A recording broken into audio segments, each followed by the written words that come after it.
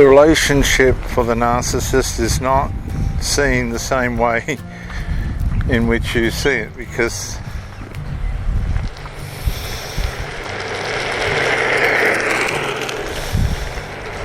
can't hang. Come on. Because the narc has all sorts of fears and things going on the inside, insecurities and jealousies and things that will not allow them to commit properly in a lasting and sustainable way. They deal with lust, attacking the mind at all different levels and deceiving the mind, changing the course of their lives,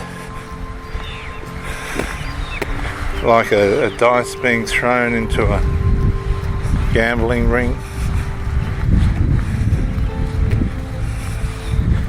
There's no permanency with the narcissist, because the narcissist has too much stuff in their life that has not been concluded, that has not been dealt with. And so this leaves anybody that comes across their path as just a journey. And it doesn't matter how good that person is, or sometimes the very committed end up very broken and ruined very quickly from the narcissist, because the narcissist can act very swiftly in their devaluation.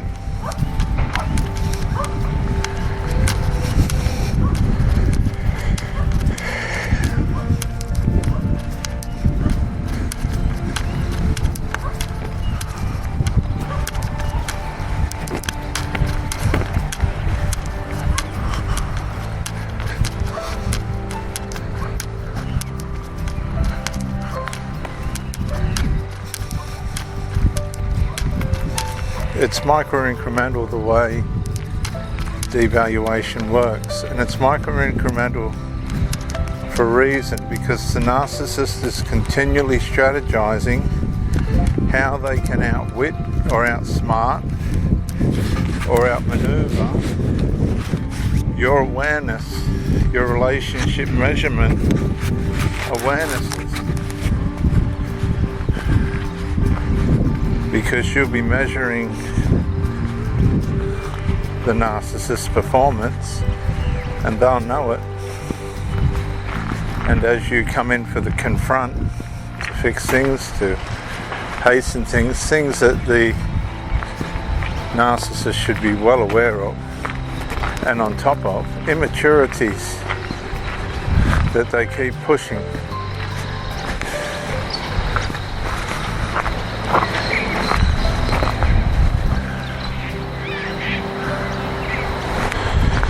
That you're constantly having to deal with.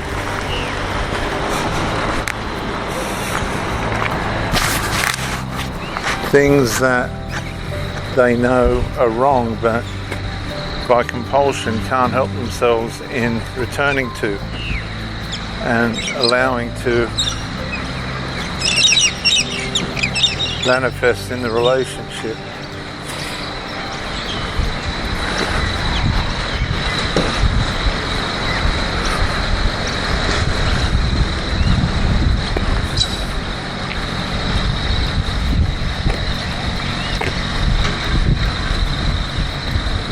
Come on, Hank. Sorry, love. Red, please.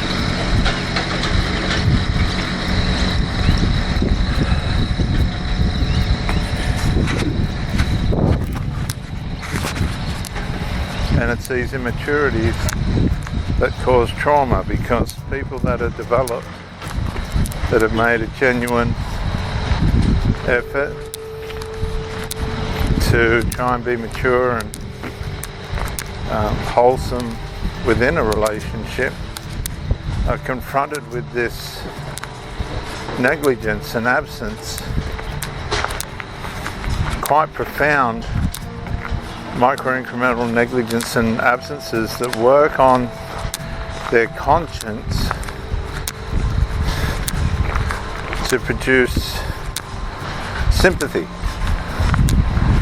because you have to be sympathetic towards the narcissist to stay in a relationship with them, and if you're not going to last very long. And what they do is they entrain you into believing that their bad is tolerable and good and a necessary part of having a relationship with them.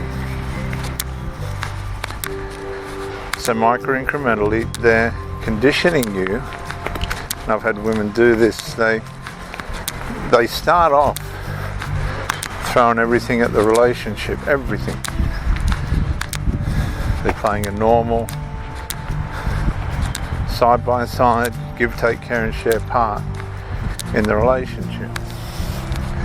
And then micro-incrementally, they begin to build voids and absences and omissions and commissions that cause separation, just little separations to try and gain back for themselves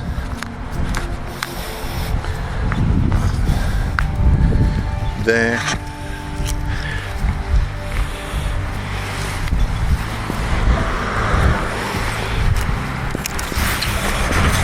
independence. Now, the problem with this is you may not have necessarily challenged anything about their independence, right? This is all negotiable.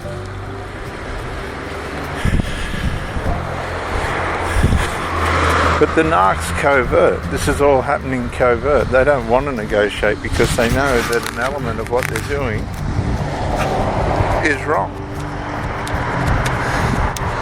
They know that it's going to be challenged and confronted because you're not the first rodeo.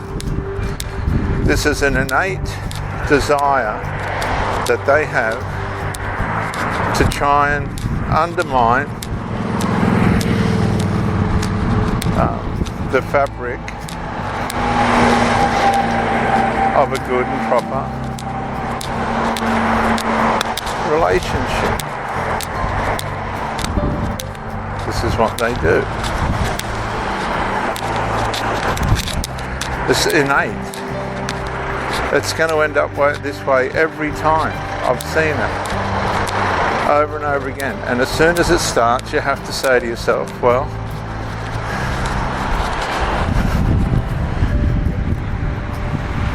how much of this am I going to be able to tolerate?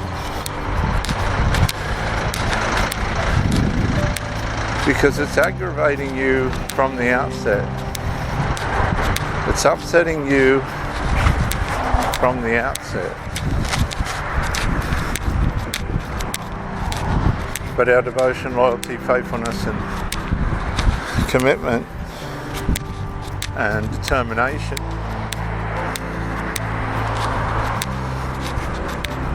influences us to believe that everything can turn around. It's like the tide's running out and then it comes to the top of the tide and everything stops, and you'll see everything start to swirl around as the in tide meets the run out tide and everything starts to change. And you've got to the top of the tide and now the tide's starting to run out. Come here please, here. Hang on, sorry viewers. Hang.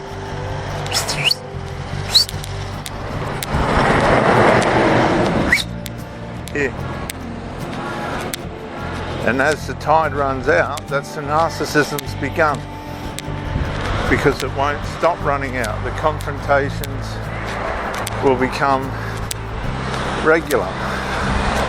If it's not about this, it's about that. If it's not about that, it's about this. It'll be one thing after another as the narcissist tries to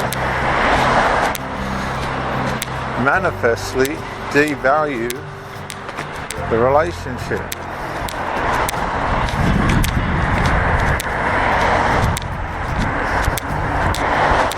Come on, can't hang.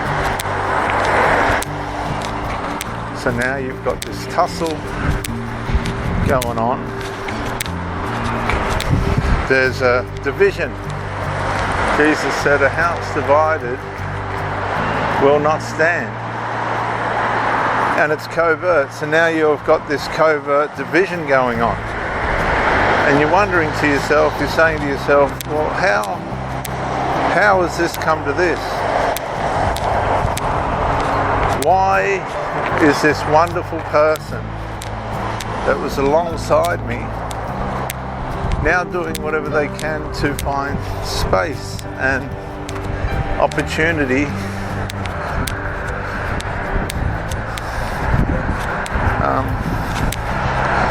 for independence?